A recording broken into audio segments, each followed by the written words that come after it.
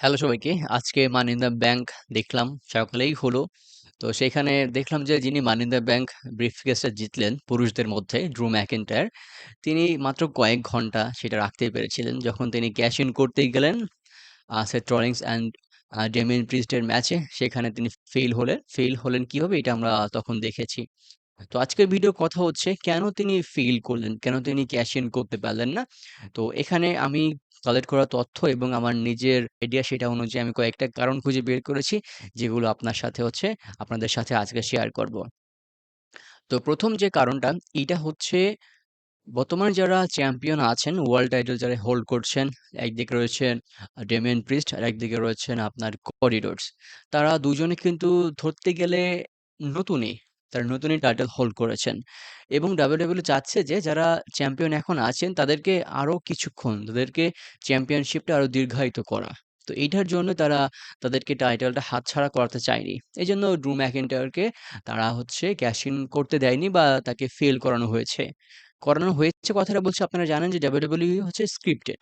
ওকে? তো এইটা হচ্ছে একটা কারণ। এবং আরেকটা কারণ হচ্ছে বিভিন্ন রিউমার অনুযায়ী হচ্ছে WWE মানি দ্য ব্যাংক যে কনসেপ্টটা, যে ব্রিফকেসের নিয়মাবলী, এটা পছন্দ করছে না এবং তারা চেষ্টা করছে যে এই মানি ইন দ্য ব্যাংক ইভেন্টটাকে বাদ দিতে এবং এই মানি ইন দ্য ব্যাংক এই জিনিসটাকে তারা দীর্ঘায়িত করতেও চায় না। এইজন্য মূলত তারা একই ইভেন্টেই এই মানি ইন দ্য ব্যাংক ব্যাপারটা একদম শেষ করে দিয়েছে। এইজন্য দেখেন যে মানি ইন দ্য ব্যাংক যে ইভেন্টটা ছিল এখানেই ক্যাশ ইন করানো হয়েছে এবং এখানেই হচ্ছে মানি ইন দ্য ব্যাংক শেষ হয়ে গেছে। পরবর্তীতে এটা নিয়ে আর হুলস্থুল হবে না আরকি। ওকে? তো এইটা হচ্ছে ২য় কারণ।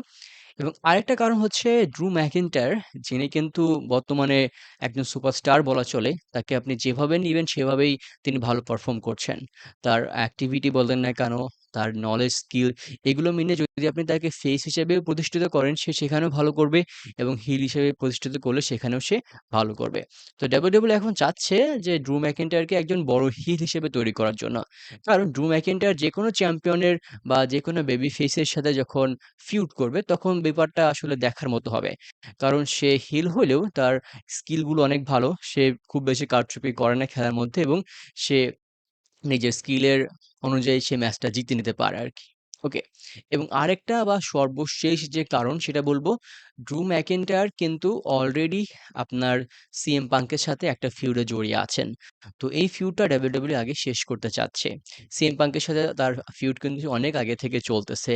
ইভেন সে সিএম পাঙ্ককে এর আগে অনেক বাজেভাবে অ্যাটাকও করেছে। তো তার পরিপ্রেক্ষিতে মূলত এই ম্যাচে সিএম পাঙ্ক তাকে অ্যাটাক করে এবং তিনি ক্যাশ ইন করতে ফেইল করে।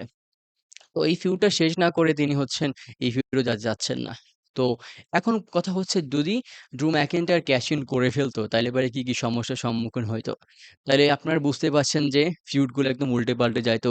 ড্রু ম্যাকিন্টায়ার হচ্ছে সিএম পাঙ্কের যে আনফিনিশড ফিউড আছে এটাও চলতে থাকতো। আবার তিনি যাকে হারিয়ে মানি ইন দ্য ব্যাংক জিতেছেন তার সাথে একটা ফিউড চলতেই থাকতো। ইভেন যখন পরবর্তীতে কেউ এই টাইটেলের জন্য চ্যালেঞ্জ করবে তখন একটা জগা খিচুড়ির মতো কিছু একটা হয়ে যাইতো আরকি। তো এইটা ডাব্লিউডাব্লিউ চায়নি। এজন্য মূলত আপনার তারা এই মানি ইন দ্য ব্যাংক ক্যাশ-ইনটাকে সাকসেসফুল হইতে দেয় নাই। তো এইগুলো হচ্ছে আমার মতামত এবং আমি আমার নিজের মতামত, নিজের আইডিয়া এবং আরো কিছু তথ্য সংগ্রহ করে এই ভিডিওটা করলাম। তো সম্পূর্ণ ভিডিওটা শেষ পর্যন্ত দেখেছেন তাদেরকে অসংখ্য ধন্যবাদ। সবাই ভালো থাকবেন, সুস্থ থাকবেন। সবার জন্য অনেক শুভকামনা রইলো। আসসালামু আলাইকুম।